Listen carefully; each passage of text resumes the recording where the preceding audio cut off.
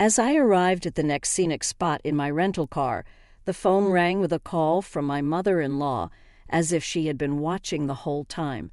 It was my mother-in-law. I gave my husband David a knowing look and answered, "Hello, Mrs. Johnson. What's up?" Her voice was frantic on the other end. "Get away from David right now. Grab your bag with your clothes and head to the bus stop by the cliffs." "Mrs. Johnson, what are you talking about?" "David's planning to attack you. He's got a gun hidden in the car." So that was the game she was playing. I can't believe David would. "Okay, I'll leave right away." My response might have sounded a bit flat, but it seemed to have convinced her. She hung up immediately. My name's Emily Johnson, a 29-year-old office worker. I got married to David last year, but because of the COVID pandemic, we had only registered a marriage. Now that the pandemic's effects have waned, we've been able to travel, so we're planning our belated honeymoon. My company was understanding and gave us time off for our honeymoon, even though it's been a while since our marriage. We chose a national park, eager to take lots of pictures. I'm into landscape photography. David's hobby is video editing. We've even discussed starting a YouTube channel for landscape videos. We've been living a quiet but happy newlywed life. However, there's been one concern: David's mom, Mrs. Johnson. She has always been overly fond of David, her son. Since David and I decided to get married, she seemed to have it out for me at every turn. Her subtle harassments during our meetings are a frequent occurrence, and the worst part is that she does it behind David's back. If I get praised or say something at a family gathering, she'd subtly put me down. "Did you make this stew, Emily? It's an unusual recipe for around here, but it's tasty. It's really delicious. Can you share the stew recipe? If it's simple, I'd like to make it at home." That's how it usually goes. She's not praising my unique stew. She's suggesting I stick to the local recipes and not stand out. In fact, after the relatives left and it was just me and Mrs. Johnson doing the dishes, it was a barrage of sarcasm. Always wanting to stand out, making such a salty stew, planning on giving our family high blood pressure or something. Scary woman. I tasted it. Did you find it too salty? I'll go lighter on the salt next time. I don't even want to eat your salty stew anymore. Make something more traditional next time. But then when David comes around, her demeanor completely changes.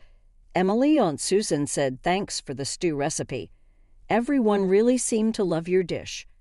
"Really? That's great. What would you like to eat tomorrow, David? Emily and I will prepare it together." With a beaming smile, she'd interrupt our conversation, shifting the topic.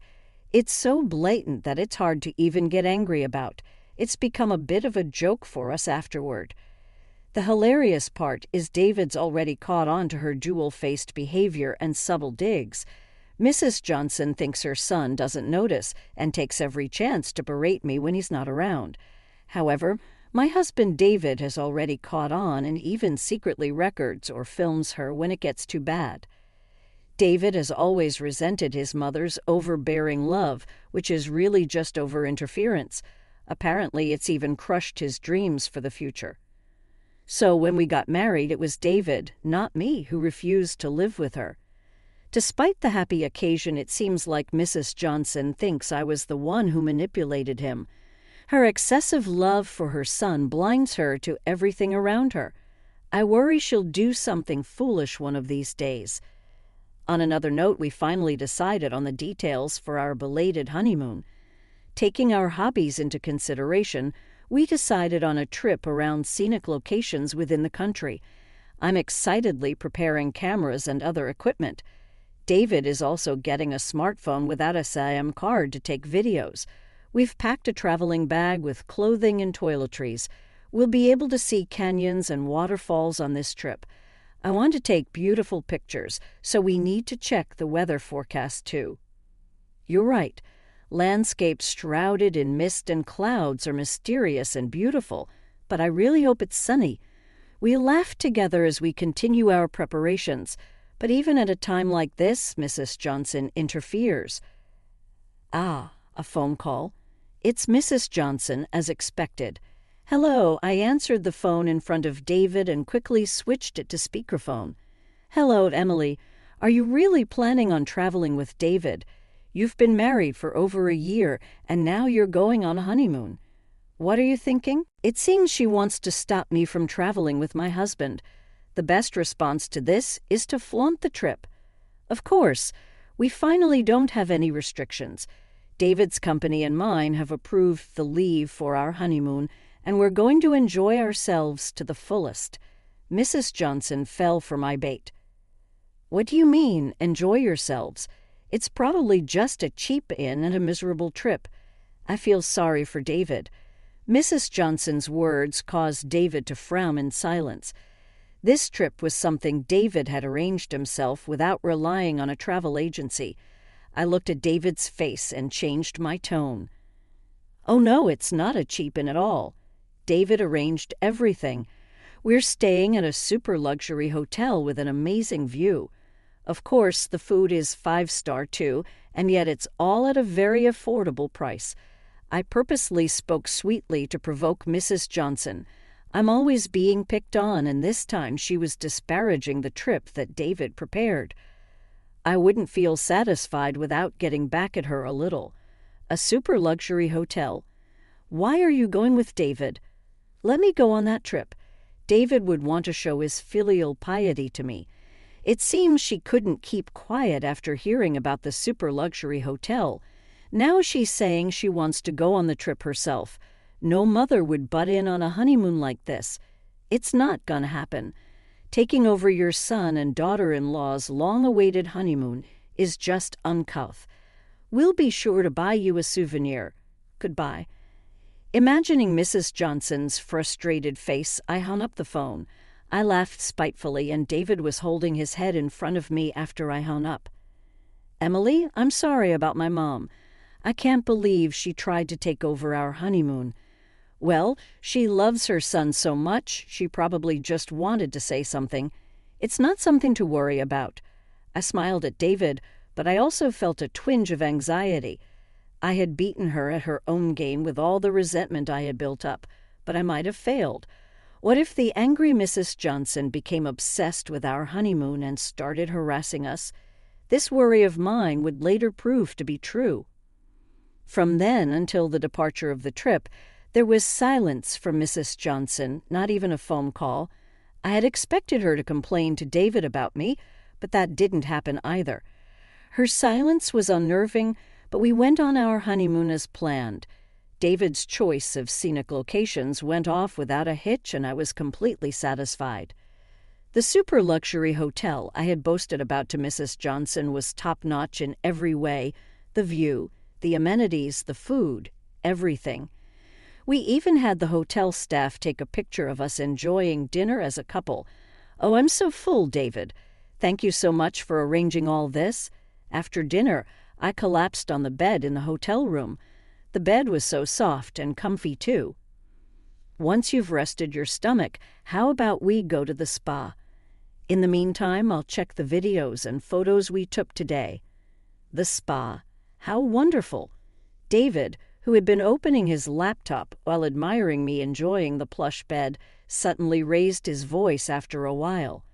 What's going on here? Feeling an unusual sense in David's voice, I got out of bed and peered into his computer. We had rented a car to get around today. At every scenic spot we visited, we had parked the rental car and taken videos and photos, and the rental car could be seen in the background here and there. In itself, that wasn't a problem, but there were a few instances where a suspicious person, who appeared to be a small-framed woman, was lurking around the rental car. We couldn't see the face of the suspicious person, but we felt she was a petite woman. The suspicious person was occasionally opening the car door. Oh, here we didn't lock the car because we were only there for a short time, David muttered, pointing at the screen.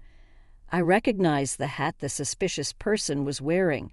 Hey, this hat doesn't Mrs. Johnson have one like this? Yes, Mrs. Johnson has a similar hat.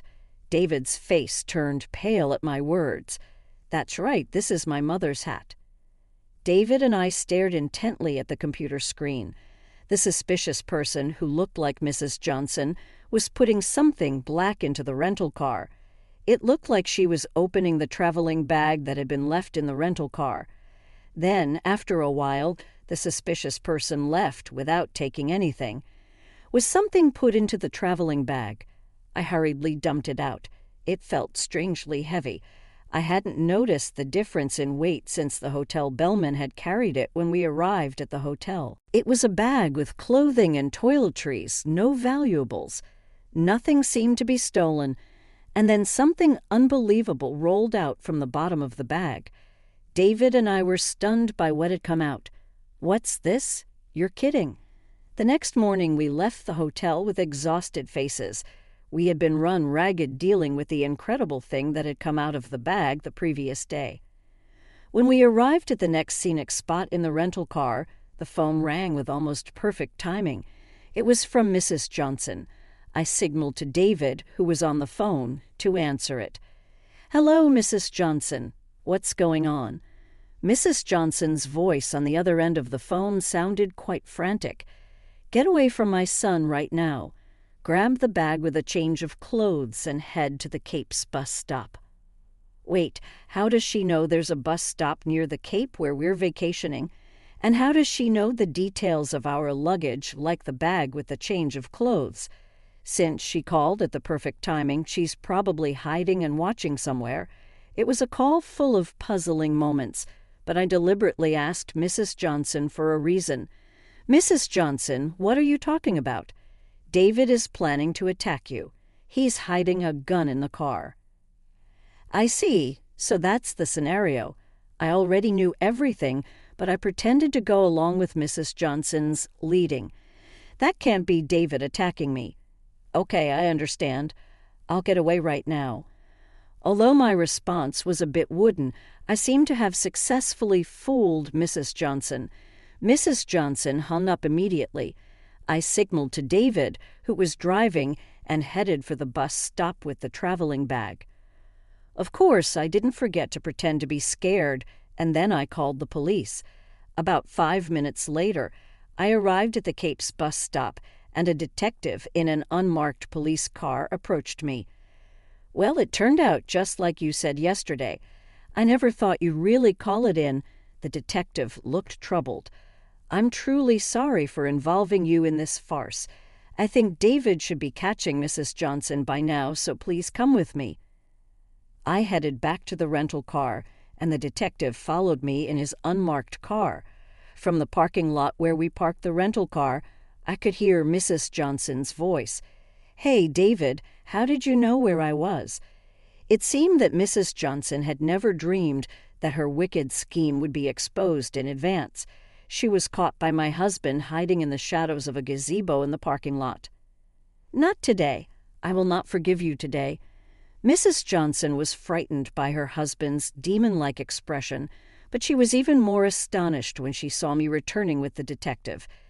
In my hand was a traveling bag just as Mrs. Johnson had planned. Upon seeing it, Mrs. Johnson started to scream, "Officer, arrest that woman right away. She's hiding a gun in that bag. She's trying to kill my son with it."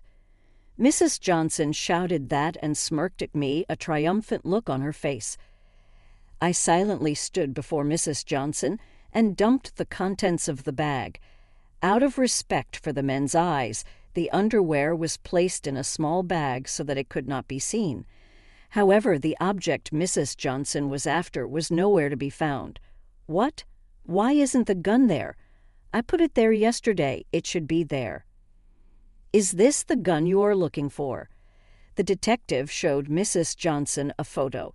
It was a picture of a hunting rifle placed in a plastic bag. Upon seeing the photograph the detective presented, Mrs. Johnson's face turned pale. "That hunting rifle, it belonged to my late father-in-law, didn't it?" "Honestly, how did you manage to open the gun safe?" "I thought my heart would stop when I found it yesterday. I called the police right away and handed it over." At mine and my husband's voices, Mrs. Johnson ground her teeth and looked down. "Oh, since it was in Emily's bag, it's Emily's fault. I have nothing to do with it." Mrs. Johnson started yelling in desperation. My husband and I sighed deeply, but then the detective approached Mrs. Johnson with a big smile on his face. "Yeah, because it was in Emily's bag, we had to ask her about it. We spent hours questioning her yesterday, even though it was supposed to be a vacation." "So how did you know the hunting rifle was in Emily's bag?" Although the detective's face was smiling, his voice was low. It's no wonder he's angry. After all, the hunting rifle was taken out illegally, even though it was unloaded. But I saw Emily put it in her bag. Mrs. Johnson, unable to look the detective in the face, desperately made excuses. "Oh, so you saw Emily's travel preparations. But you and Emily's family are separated, aren't you?" I chimed in with an obvious response. "Of course, we're separated, and we haven't let her into our house for a year." At that remark, Mrs. Johnson yelled back, "Don't speak out of turn." The detective pressed Mrs. Johnson further. "Oh, mime, were you spying on Emily's house? If so, that's a misdemeanor, and I'm going to have to ask you to come to the station with us." Upon hearing the detective's line straight out of a police drama, Mrs. Johnson panicked. I wasn't spying. I put that gun in there, so you can't take me involuntarily." "Ah," she spilled the beans all by herself. "Well, I had already said it earlier when I turned the bag inside out." The detective, who had been smiling until now, became serious. "Yes, a confession. You'll be coming with us voluntarily for violating the gun law." At the detective's words, Mrs. Johnson opened her mouth in shock. "What? Why?" "I said I wasn't spying, didn't I?" Mrs. Johnson's objection was met with her son's fury. "It's only natural, Mom. You don't have a hunting license, and you took Dad's gun without permission. If the father-in-law who had a hunting license carried it legally for the prescribed purpose, there would be no problem. But you don't have a hunting license, so taking it out of the gun safe is out of bounds." It seemed that Mrs. Johnson knew nothing about gun laws or handling. Even though the live ammunition was stored separately and not loaded into the gun itself, it's a wonder she managed to bring it this far without an accident. Yet Mrs. Johnson still resisted. But when it was found at the hotel, it must have been in that woman's bag. "That woman stole it from my house. It's not my fault." At the unsightly attitude of Mrs. Johnson, her son raised his voice. "Yesterday, I caught the moment on video when Mom put a gun in her rental car. Naturally, I showed it to the police." David's words made Mrs. Johnson's knees buckle. "What? How? How did you find out?" Frustration and tears welling up in her eyes, I explained in his stead. "David was filming yesterday and he caught the parking lot in the shot. We didn't notice it at the time, but when we were reviewing the video at the hotel, we saw it." Mrs. Johnson could no longer argue with my explanation. "Now, Mrs. Kate Johnson, we'd like you to accompany us to the station on suspicion of violating gun control laws." The detective prompted Mrs. Johnson, who was in a state of shock, to get up. To Mrs. Johnson, David exclaimed, "Why would you do something like this just because you don't like Emily? I've had enough. I'm cutting ties with you, Mom." At David's words, Mrs. Johnson suddenly began to scream and thrash about. "Why? Why is that woman better than me? David, are you abandoning your mom?" The detective forced the screaming Mrs. Johnson into the unmarked patrol car. "You might not want to make too much of a fuss. When I called the house yesterday to check the gun's serial number, your son's grandmother, I guess an elderly woman, was furious." At the detective's words, Mrs. Johnson immediately calmed down. The grandmother in question is David's grandmother. Although elderly, she's still in good health with no signs of dementia. She's practically the head of the Johnson household, and Mrs. Johnson is in a state of complete submission to her. Even though she's the head of the household, she's not an unreasonable person towards others. Whenever I visit the in-laws, she's always so happy to see me, affectionately calling me Emily dear. She's a kind person, though strict with Mrs. Johnson about household chores. She took care of her own room and private bathroom. It must have been quite something to make her so angry. Apparently, since your father-in-law's death, your husband's grandmother has been keeping the hunting rifle as a keepsake. But the box with the keepsake in it was ransacked the other day, and upon learning that this led to the recent commotion, she was incredibly furious. The grandmother apologized for Mrs. Johnson's behavior and blamed herself for leaving her son's keepsake hunting rifle locked in the house, leading to all this trouble. We decided to have the local police dispose of the hunting rifle, and when handing it over, I asked to take a picture of it for her so she could at least keep a photograph as a memento. His grandmother was ruthless with Mrs. Johnson.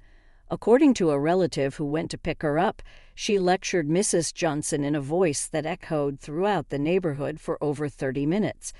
Now the whole neighborhood knows about Mom's wrongdoing. After learning that David had severed ties with her, his grandmother sent Mrs. Johnson to a farm run by a relative, located in a remote mountainous area in Nebraska. Even if she wanted to return, it would take about 3 hours by car. Working herself to exhaustion on the farm, escaping would surely be impossible. After a while, it was discovered that I was pregnant, and everyone was thrilled. His grandmother was already caught up in great-grandchild fever and began to strengthen her legs. She seems to be planning to compete with my husband to take the baby for walks in the stroller. Today, my husband and I are getting all the baby gear together. If it's with your grandma, I'd like to live together. She's really happy about it, and it seems like she'll live a long time after the baby is born. Taking care of the baby with Grandma, we're gonna manage somehow. All right, everyone's presentations are done, Nick, the manager, said as he tried to move the discussion forward. Excuse me, I haven't. I recently found out something. Nick interrupted me and began to speak. There's apparently someone in this department who didn't graduate high school and is just a part-timer. Meetings should be for employees only. Absolutely right. His lackey, Mike, of course, agreed with Nick. I'm leaving. After leaving the meeting room, I started to shut down my computer. I noticed that an email had arrived, not in my personal inbox, but in the company's shared email. Thinking, there's no point in speaking up, no one will listen, I went home quietly. The next day, I heard a commotion from Nick's desk. He was staring at his computer screen, his face pale.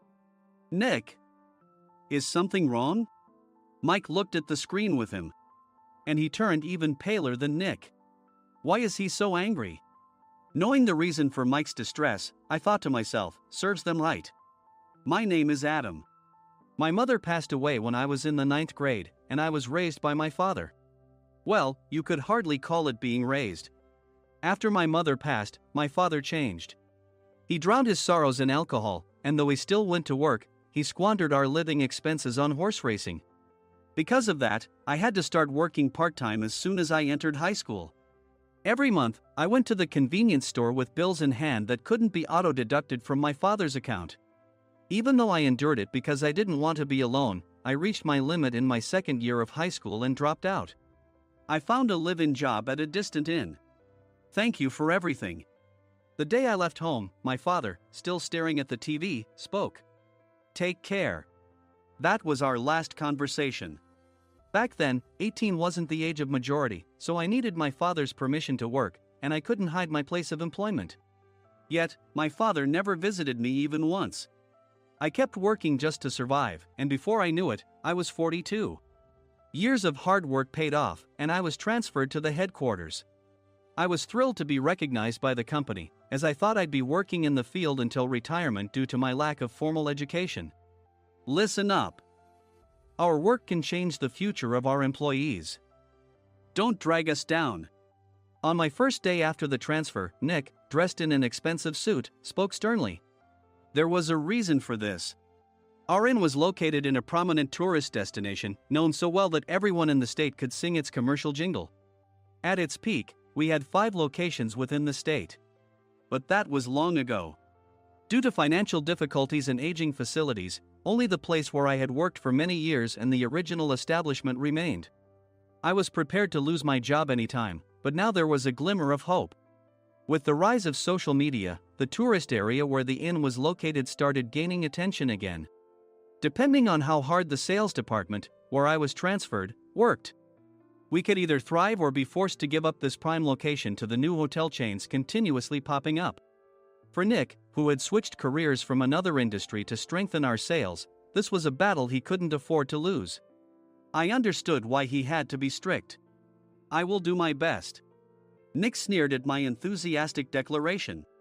"Did you not hear what I said?" "I'm sorry." I thought I was listening carefully. Out of habit from years of customer service, I apologized reflexively, though I had no idea what had offended him. Someone was watching me with a smirk. In this department, there are those who are expected to excel and those who have been shoved here because they have nowhere else to go. You are the latter. It was Mike, the section chief. He's 7 years younger, at 35. But he was called to headquarters much earlier than I was and had been moving around within the headquarters ever since. I'm not jealous, but I can't accept that he's my boss. Graduating from a prestigious university, he has an unusually high pride and caused many problems as a newbie, making things very difficult for me when I was the front desk leader. When I found out Mike was transferred to the sales department a month before me, I was disheartened. Mike is right. With just a middle school diploma, there's not much you can do. Don't even think about achieving results. As if I didn't exist, Nick remarked, "I'm thirsty." Mike eagerly ran to the coffee maker. It seems Mike is Nick's lackey. I regretted being happy about my transfer to headquarters, wishing I had stayed on site forever. Send a direct mail to every company on this list by the end of the day. Nick only assigned me tasks that even a new graduate could handle. What? There are over 1,000 companies. You want me to send to all of them by today? Yes, if you and your fellow misfits split the work, even those with nowhere else to go should finish by today. I glanced at the employees typing away expressionlessly. They were worn out from customer service, only thinking about leaving on time, or were women reassigned after having children, with zero motivation for work. Even Sam, a new graduate from the same university as Mike, who was supposed to be among the expected achievers, had no enthusiasm for the job, having joined the company wanting to do customer service. "I don't care what they say, I plan to quit any time," he said. Only Nick and Mike were highly motivated, making all the decisions between the two of them. I originally only wanted to work at the inn to survive and had no particular attachment to this job. I swallowed my words, thinking I had no right to reprimand them. About a month after the transfer, Nick told us with a frustrated look, "To commemorate the 50th anniversary, we've decided to create a plan exclusive for one group per day." Originally, Mike and I were supposed to come up with it, but our president, Mr. Thompson, insists on hearing everyone's opinions. "So, you all get a chance." As Nick explained, Mike began handing out prints. "Make sure not to embarrass Nick. If your ideas are half-baked, you'll have to redo them." It seemed that they had printed his handwritten notes by Mr. Thompson, which included several questions and a section for free responses. It made sense why Nick had to seek our input, given that all responses had to be submitted to Mr. Thompson. We were given a week to think about it, and a meeting was scheduled to compile our ideas. My plan is to let guests enjoy both the old and modern America. Nick began the presentations. Guests would watch a master confectioner at a nearby traditional sweet shop make sweets in front of them. The welcome drink would be premium tea in a bottle. Nick's plan was certainly attractive. After his presentation, Nick called on us to present in the order we were seated. Just as I stood up for my turn. "All right, everyone's presentations are done." "Excuse me, I haven't. I recently found out something." Nick interrupted me. "There's someone in this department who didn't graduate high school and is just a part-timer." He was likely talking about me. I joined the company as a part-timer and was made a full-time employee when I turned 20. That was 20 years ago, so Nick and Mike probably had no chance to know until recently. Meetings should be for employees only. Absolutely right. After that, Nick kept creating opportunities to solicit everyone's opinions, purposefully excluding me from speaking. The meeting unexpectedly heated up and went past the scheduled end time. A few people asked to leave, and the discussion continued with the remaining few. Still here? Normally, you'd leave in that situation. Though I had no attachment to the job initially, hearing kind words from customers made me want to make them happier. For someone like me, with nowhere to go, the inn was my home and customer service was my life. I felt pathetic about my current self. I'm leaving. I left the conference room and started shutting down my computer. I noticed an email had arrived, not in my personal inbox, but in the company's shared email. Thinking no one would listen to what I had to say anyway, I quietly went home. The next day, while preparing the DM as instructed, I heard a commotion from Nick's desk. In his haste to stand up, he hit his knee on the desk. He stared at his computer screen, his face pale. "Nick!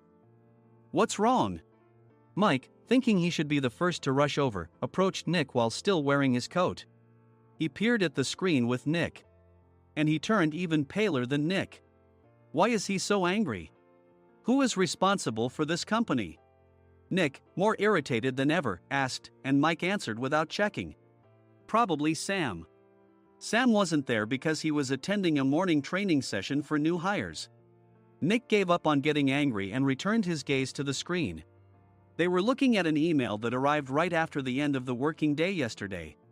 Apparently, no one, including me, had checked it before leaving. The email was from a large company that used us for their annual employee trips. The president and executives of that company also frequently used our services personally. President of the company, Mr. Mason himself, had declared that neither he nor his company would ever use our services again. Well, some companies cancel their employee trips or stop using our services due to financial struggles. Let's just move on. Mike kept wiping the sweat from his forehead with a handkerchief. Knowing why Mike was so agitated, I quietly watched their interaction. Do you know how much revenue we get from that company? We can find other guests to fill the rooms, but we'll lose the banquet costs, gift shop revenue, rental car fees, and more. Moreover, the gifts were supposed to be prepared by the traditional confectionery shop involved in Nick's proposed plan. If it's known that we incurred such a huge loss at this critical time, Nick's position in the company would be jeopardized. Nick took a deep breath, seemingly trying to calm himself. All right, Mike. Go to New York right now and apologize to Mr. Mason. What? You're coming with me, right? I have urgent work to do. I trust you, which is why I'm entrusting this to you. Please. Mike, believing Nick's sincerity, agreed with a determined look on his face, saying, yes. That's Nick for you. Even if Mike went to apologize, Nick would shift all the blame onto him if the client didn't change their mind. Well, it was Mike's fault to begin with, so it served him right. About 3 hours later, Sam answered a call from somewhere and repeatedly apologized, saying, I'm very sorry. Everyone watched to see what was happening. After ending the call, he informed Nick with a weary tone. When Mike arrived at the client's company, he only made things worse, further infuriating Mr. Mason. He was demanding, get his boss here immediately. It was no wonder Sam was exhausted, dealing with such a call right after returning from training. What is that idiot doing? All right, Adam, you're coming with me. If sacrificing Mike didn't work, then I must be next. Normally, I'd want to refuse at all costs, but I saw an opportunity in this situation. If I can be of assistance, I'd be happy to join you. I obediently followed Nick, and we flew to New York. When we introduced ourselves at the reception, it became clear how serious the situation was, as the receptionist personally escorted us to the president's office. Angry voices leaked through the door, making both Nick and me uneasy. Excuse me. I'm Nick, the supervisor. I understand my subordinate has caused you trouble, and I deeply apologize. Nick, with his experience in the corporate world, knew enough to offer an apology before excuses. However, his customer service skills left much to be desired. I sighed as I saw Mike trembling like a small dog in the corner of the room. What kind of training are you giving your subordinates? Mr. Mason glared at Nick with a red face. The intensity of his gaze made even Nick take a step back. Regrettably, I joined this company only 2 years ago and was unaware of Mike's issues. I should have identified his shortcomings sooner. Indeed. I should have realized sooner. No sensible person would come to apologize and then give a lengthy presentation on the drawbacks of not using their in. Nick froze, his mouth slightly open. Suspecting the worst, I picked up the documents that had fallen to the floor. It seemed Mike hastily prepared these documents on the plane, listing the disadvantages. Disadvantage 1: if you change the venue for the company trip, employees might suspect it's for cost-cutting reasons, leading to a negative impression. Reading it aloud half-jokingly, Nick snatched the papers from my hand and checked the contents with a furious expression. Among the stack of documents was a receipt from a nearby convenience store's copy machine. I felt a pang of dread, hoping he hadn't shown the receipt as well. What do you think he said when I asked what kind of nerve he had to do this? I'm very sorry. Faced with the dire situation, Nick must have thought there was nothing left to do but apologize. In a voice smaller than I'd ever heard from him, he uttered words of apology. He said, "I'm a Harvard graduate. I don't believe I said anything wrong." Mike! What have you done? Forgetting his plan to pin the blame on Mike, Nick yelled loudly, even in front of Mr. Mason. "I didn't do anything wrong." "You're still saying that? Look at him." Mike pointed at me with a shaking hand. "I was assigned to headquarters in my 20s and now I'm a section chief. This guy only made it to headquarters at 42. Everything I've done proves I was right. So why are we losing the contract?" Having said his piece, Mike collapsed to the floor. "Of course. You were sent there because you had nowhere else to go." Mike never expected to hear such words from someone he looked down upon. He lunged at me, and Nick hurriedly stepped in to stop him. "Mr. Thompson told me Mike is a quick thinker, and to take good care of him." There's no way he was pushed aside. "Don't make things worse here." "He didn't say quick thinker, he said only quick-witted, didn't he?" I don't remember that part." I recalled the many troubles Mike caused when he was a newbie. When Mike was on the front line, his pride was so high that he never apologized to customers. Customer service, especially in our job, doesn't work alone. It brings both good and bad situations. If the front staff or housekeepers made mistakes, or the cleaning company didn't properly clean a room, one had to apologize to the customers regardless of personal fault. Mike, in such situations, would never apologize, insisting he wasn't at fault. This often angered customers, and as the front desk leader, I frequently had to apologize on his behalf. He caused complaints and disrupted operations, which is why he was quickly moved to headquarters. In departments where he didn't interact directly with customers, his quick thinking was beneficial and things went well. But it seemed his flaws were starting to show. Corporate reservations are supposed to be entered into the system by the sales representative. But a quick check yesterday revealed that more than 10 items were missing from the client's reservation. The handover document clearly stated what needed to be prepared. Why didn't you enter it into the system? Why do we have to give them special treatment? Filling rooms near the banquet hall, setting up all the food in advance. Specifying the brand of wine, they're too demanding. No wonder he always angered customers, I thought, feeling a headache coming on. Grouping them in rooms near the banquet hall is for our benefit too. It makes it easier for the staff to set up beds and serve breakfast since everyone's schedule is synchronized. As for the other requests, Mr. Mason suggested them to lighten our load. I didn't know that. Nick finally seemed to realize that Mike was the one who had angered the client. What did you say to them? I just told them we wouldn't give them special treatment anymore. We shouldn't waste effort on things that don't bring in money. I was utterly exasperated at his lack of understanding of customer service. Of course, we shouldn't comply with unreasonable demands. But carrying over successful practices from past stays makes customers feel remembered and enhances their experience. Good memories encourage repeat visits. That's part of our job. I looked down at Mike, who was sitting on the floor. In our job, nothing is a waste. Mr. Thompson likely moved you to the sales department, hoping you'd finally understand this. How do you think he feels now that you've failed to meet his expectations? Mike, tears in his eyes, fled the president's office. I was amazed he still hadn't apologized. You have it tough, Adam. It's okay, we're all employees of the same company. I deeply apologize for this disrespectful incident, especially after all the care you've shown us. If it weren't for you, Adam, I really would have stopped staying here. When I heard you were moving to the sales department, I was willing to reconsider if you handled it." Seeing us talk so amicably, Nick's face contorted. "Do you two know each other? Adam's service is excellent. I always requested him specifically. Normally, we don't accept specific staff requests, but we made an exception for Mr. Mason, adjusting my shifts accordingly. He had personally stayed at our hotel just before my transfer, and during casual conversation, I mentioned, 'I'm moving to the sales department soon.'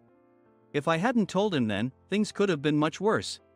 Please continue to take care of us. I look forward to it." On the return flight, Nick awkwardly offered me a can of beer. It's still working hours.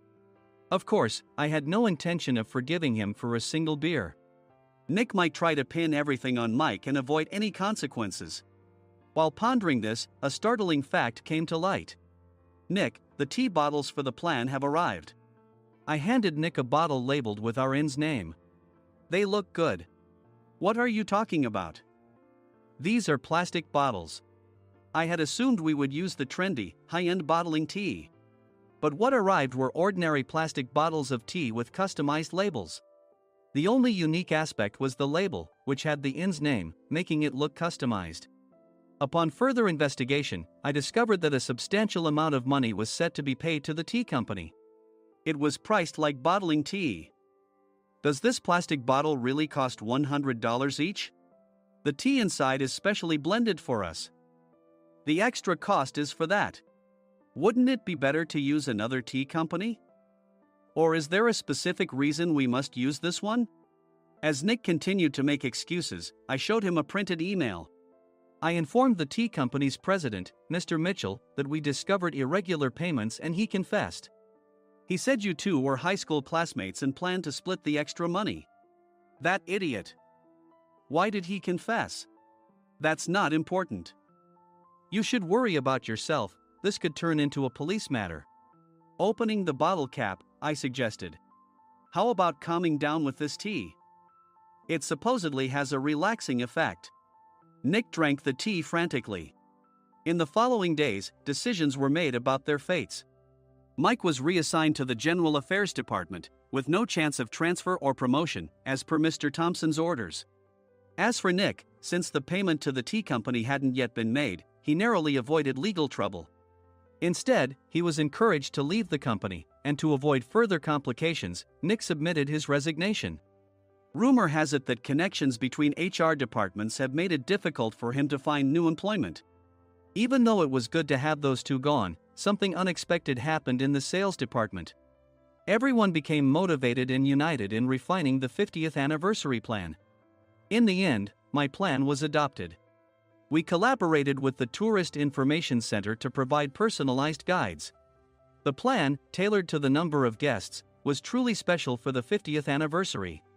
"Hey, is Adam's family coming to stay?" I immediately booked that special plan for my family. Sam noticed it on the reservation list and quickly picked up on it.